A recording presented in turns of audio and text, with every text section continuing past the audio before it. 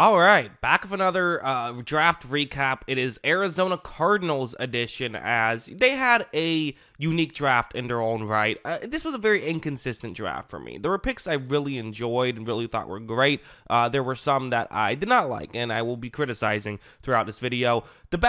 The two best parts about this draft, I should say, the best part is who they got with pick number 4, which we'll get to in a second. But also, look at how many picks they have. You look at this laundry list of selections. Anytime you're in a situation like that, it's usually a good thing, because even if you don't hit on all of the picks, the odds of you getting a decent amount of like good players and contributors works. I mean, look at their division rival, the Rams, and how often they do this and how well that works for them.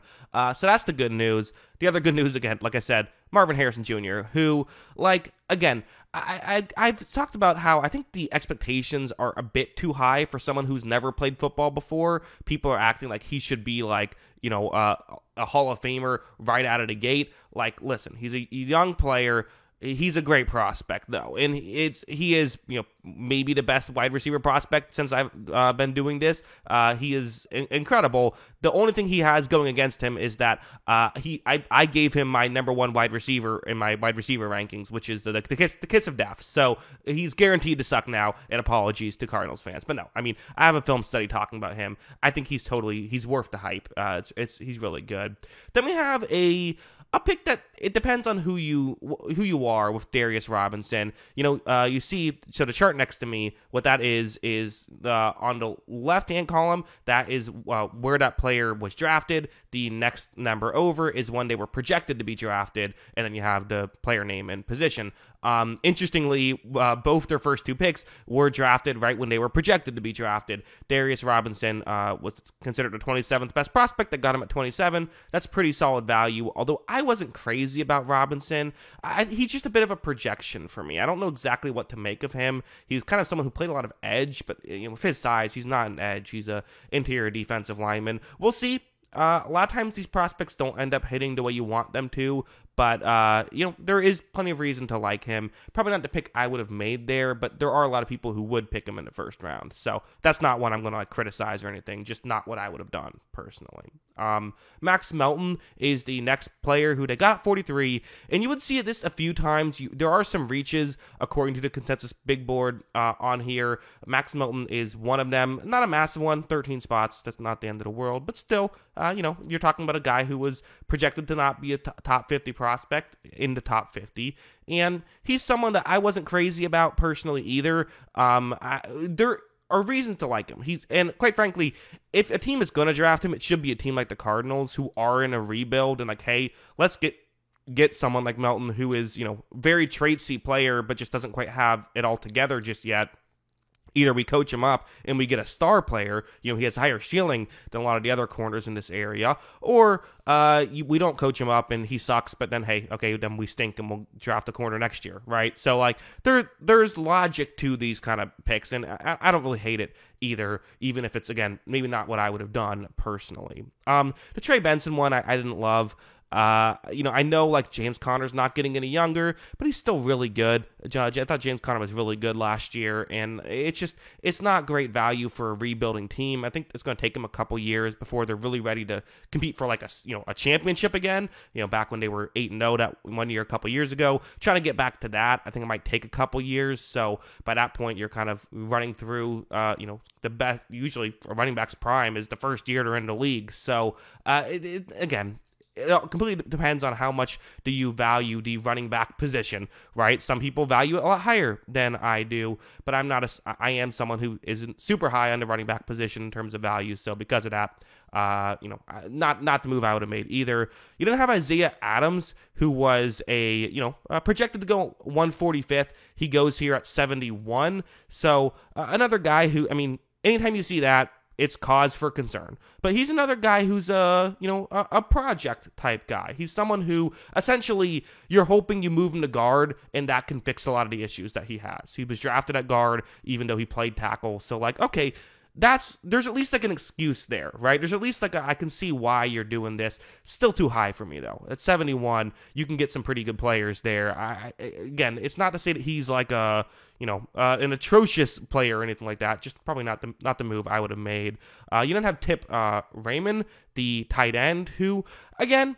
Listen, here's what you like about Tip Raymond is the size. 6'5", 265. Okay, cool. The issue is that I really think that he is a tight end too, which is what they're drafting him for. So it's like, these are where I'm conflicted, because some of these picks totally make sense for the Cardinals to make, but I'm also like, it's just a bit high for me to make this pick, because like, I think he'll be a really good tight end too in this system. Like, again, big physical guy to kind of, be a compliment. They don't need a tight end one. Like, that's not, sometimes you draft a guy, hey, maybe he'll be a tight end one, and if not, well, we have a good tight end too. Trey McBride is great, like, and you don't, having another great tight end, okay, sure, you could make it work, but like, that's not what you're trying to do here. So it's a conflicting pick, but again, I think he'll be an effective role player for them. The question is, for 82, is getting a tight end two, a solid tight end two, is that worth it? And that's just, depends on who you ask. They were then in a position where they needed some secondary help and decided, okay, here's where we will address it. First with 90, which is another one of these large reaches. They had 3 in a row reaches by over 50 spots, consecutively with Adams, Raymond, and now Jones. But Jones is someone who I think is maybe, I don't know. Again, I haven't done a deep dive on his game, but reading up about him, I'm kind of surprised he is as considered as low of a prospect as people are kind of making him out to be, because he is a good athlete and he's like 6'1", so he has some length for the position. Like, and the production, from what I understand, is actually all right. So I don't know, kind of a weird situation where to me he feels worth the 90th overall pick, even if the consensus big board disagrees. But still, I know you would like to be on the other side of the consensus big board if you can. But sometimes it's not always right? So I think that's worth mentioning. Then you have Daddarin Taylor Demerson, the safety, who a very very long name here. He was projected to go around when he was selected. So okay, we're back here, and the Cardinals only have one real reach, quote unquote, left on the board here.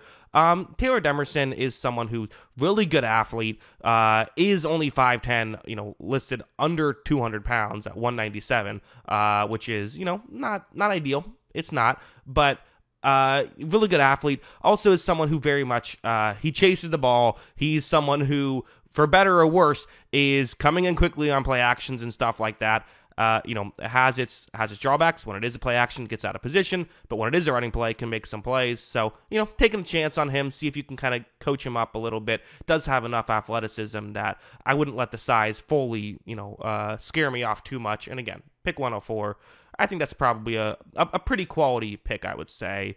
We then have Xavier Thomas, who I'm just not a crazy fan of necessarily from, again, doing my research, evaluating him. I evaluated him a little bit, and then also just, looking at analytics and things like that. Analytics aren't great for him. They're not. Also an older prospect at 24 years old. So he's older and already not really dominating the college level. What do you think... why do you think he could maybe change once you get to the NFL level? I don't know. It's not like he's specifically great in one category. He was an all right college player. Could rush the passer with some effectiveness, but feels like this, they're hoping he can be maybe a third downs pass rush specialist, but even that, I don't think he was like great enough at that I would be super optimistic, but there could be some, again, could he be a 300 snap decent pass rush specialist? That's possible for sure. So I think it's again, not the pick I would have made, but there's at least, you can justify it for sure.